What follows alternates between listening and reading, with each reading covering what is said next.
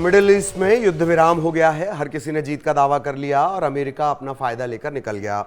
लेकिन मेन रायता मतलब जो फैला हुआ था वो जहां से शुरू हुआ था वो वहीं पर पड़ा हुआ है कि आखिर ईरान का परमाणु कार्यक्रम क्या वाकई सालों पीछे चला गया है। इन सब के बीच अपडेट जान लीजिए।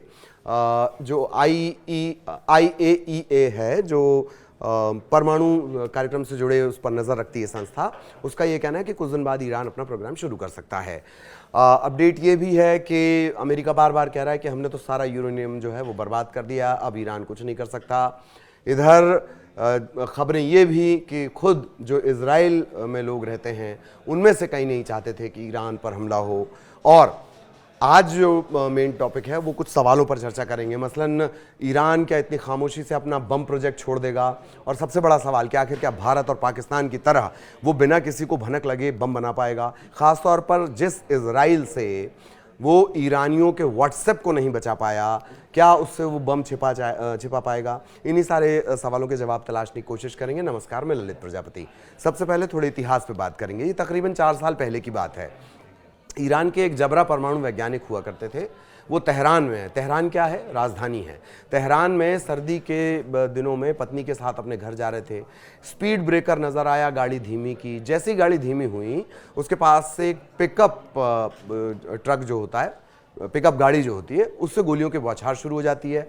रिमोट कंट्रोल्ड मशीन गन से दनादन गोलियां चलती हैं। परमाणु वैज्ञानिक की मौके पर जान चली जाती है। इनका नाम था मोहसेन फ़खरीज़ादेह, जिन्होंने ईरान में प्रोजेक्ट अमाद शुरू किया था। वही अमाद जिसका हवाला देकर ये सारी आफत आई थी। तकरीबन 12 दिन युद्ध चला है।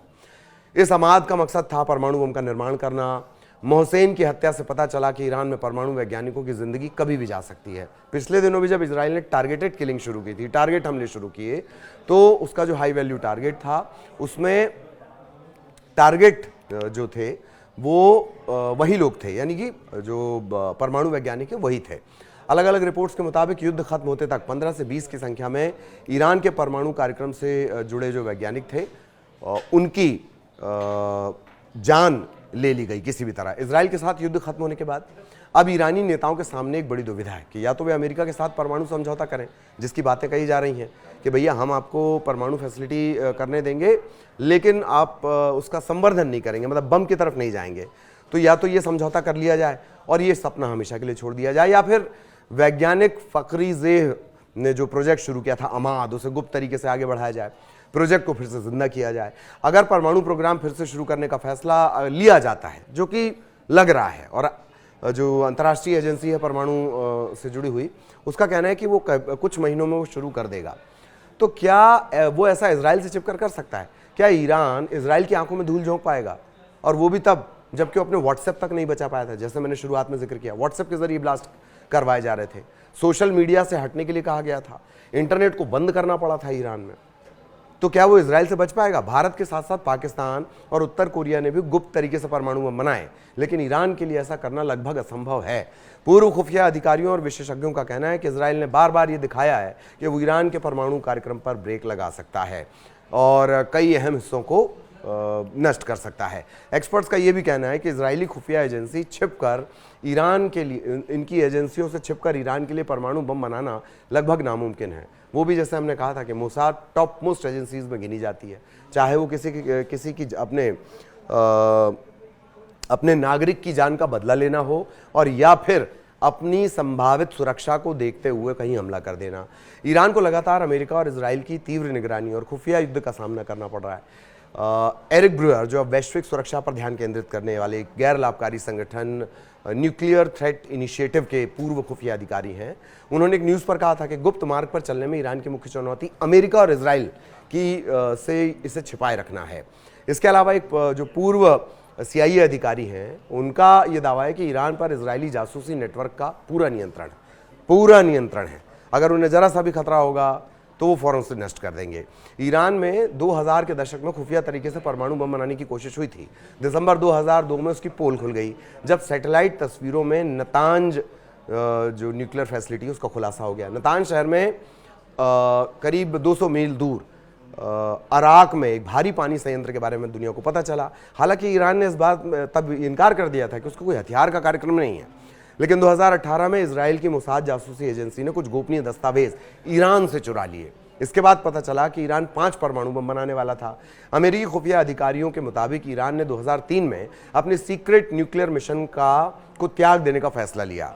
अब इजराइल के साथ 12 दिन तक युद्ध चला है। बयानों के बम अभी भी चल रहे हैं। बयानों के बम कैसे चल रहे हैं, ये सवाल उठ रहे हैं कि अगर भाई, ये आम लोगों के सवाल है कि अगर भारत पाकिस्तान बना सकते हैं, उत्तर कोरिया ने गुप्त तरीके से बना लिया, तो ईरान को भी हक है, ईरान भी बनाएगा अपना परमाणु बम। खैर, ये लोगों का लेटेस्ट रिएक्शन है। तो अभी जो 12 दिन युद्ध चला है उसके 3 जगह हैं जो परमाणु साइट थी, नतांज, फोर्डो, इस्फहान। इस पर जो हमला हुआ, अमेरिकी हमला हुआ, उसमें ईरान के परमाणु कार्यक्रम को गंभीर नुकसान पहुंचा है। पर क्या ये वाकई पहुंचा, इसे लेकर अभी भी संशय की स्थिति है। विनाश के बावजूद एक्सपर्ट्स का मानना है कि ईरान के पास अभी भी महत्वपूर्ण टेक्नोलॉजी है। टेक्नोलॉजी सबसे जरूरी होती है। जैसे बम बनाते हैं, बदमाश लोग बम बनाते हैं, सुतली ले आए, कांच ले आए, बारूद ले आए, ठूस ठूस के उसे भर दिया गया, कुछ इस तरह का मैकेनिज्म देसी बम बनाने का होता है।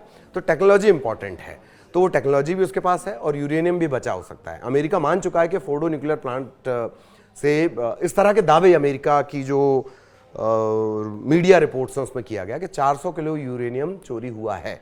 ईरान के पास अभी भी समृद्ध यूरेनियम का स्टॉक है, छुपाए गए सेंट्रीफ्यूज हैं, अज्ञात भूमिगत सुरंगें हैं। यूरेनियम को ठोस मेटल में बदलने वाली इस्फहान की एकमात्र ज्ञात फैक्ट्री को इजरायली हमले में नष्ट कर दिया गया, और ये बम बनाने के लिए हर हाल में होनी चाहिए। ये एक नुकसान है, बड़ा नुकसान।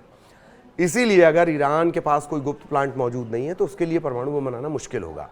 इसके अलावा जो एक और जानकार हैं, जेफरी लुइस, उनके हवाले से दावा किया जा रहा है कि मौजूदा संघर्ष ने ईरान की टॉप लीडरशिप के सामने साफ कर दिया है कि उसे क्यों हर हाल में परमाणु हथियार चाहिए। लेकिन इजराइल और अमेरिकी जासूसी की मौजूदगी में ये प्रक्रिया बहुत जोखिम भरी होगी। इजराइल के पास सिर्फ उपग्रह और जासूसी नेटवर्क नहीं है, बल्कि एक काइनेटिक एक्शन यानी सीधे हमले की नीति पर भी वो विश्वास करता है। ये रणनीति पिछले 2 दशकों में कई बार सफल हुई है। जो फखरीजा देह की हत्या है, परमाणु वैज्ञानिकों पर साइबर हमला है, मौजूदा युद्ध, वो इस बात का प्रमाण है कि इजराइल ईरान की किसी भी कोशिश को चुपचाप होने नहीं देगा। जो पूर्व CIA अधिकारी हैं, उनका ये कहना है कि अगर इजराइल को कोई खतरा दिखता है तो उसे खत्म कर देता है, भले कि तरीका क्यों ना हो। ईरान परमाणु हथियारों के निर्माण की क्षमता रखता है, लेकिन क्या वो छुप पाएगा? जबकि उसकी हर चाल, हर छोटी छोटी चाल इजराइल और अमेरिका की पैनी नज़र से बच नहीं पाते हैं। उसके वैज्ञानिक हों, प्रयोगशालाएं, हर जगह निशान बनाया गया। तो गुप्त परमाणु कार्यक्रम बहुत मुश्किल और ख़तरनाक होगा। लेकिन ये सच है कि भारत और पाकिस्तान और इजराइल या फिर उत्तर कोरिया जैसे जो देश हैं, इजराइल के बारे में साफ नहीं हो पाया, लेकिन ये दावा किया जाता है कि उसके पास परमाणु क्षमता है। इन लोगों ने गुपचुप ये हासिल की है। ऐसी खुफिया निगरानी पहले थी नहीं, ना ही जियोपॉलिटिकल जैसी स्थिति थी। इसीलिए आने वाले महीनों में सबसे बड़ा सवाल यही होगा कि क्या ईरान बम बना सकता है। ये मतलब ये छोटा सवाल होगा, सवाल बड़ा ही होगा कि क्या इजराइल से बचाकर वो अपने न्यूक्लियर प्रोग्राम को चला पाएगा, क्या अमेरिका से बचाकर वो अपने न्यूक्लियर प्रोग्राम को चला पाएगा। और इन सब के बीच एक बड़ा जबर बयान आया। ईरान के एक टॉप लीडरशिप ने कहा है कि इजराइल को जब भी डर लगता है वो अपने डैडी के पास भागता है। तो इजराइल और उसके जो डैडी हैं, जिनका इस युद्ध में सबसे ज़्यादा फायदा हुआ है, अमेरिका, सवाल यही है कि उनसे बचकर आखिरी परमाणु कार्यक्रम कैसे होगा। और ये तय है, कहा यह जा रहा है कि परमाणु कार्यक्रम तो ईरान चलाएगा। इसी तरह के अपडेट आगे भी देंगे।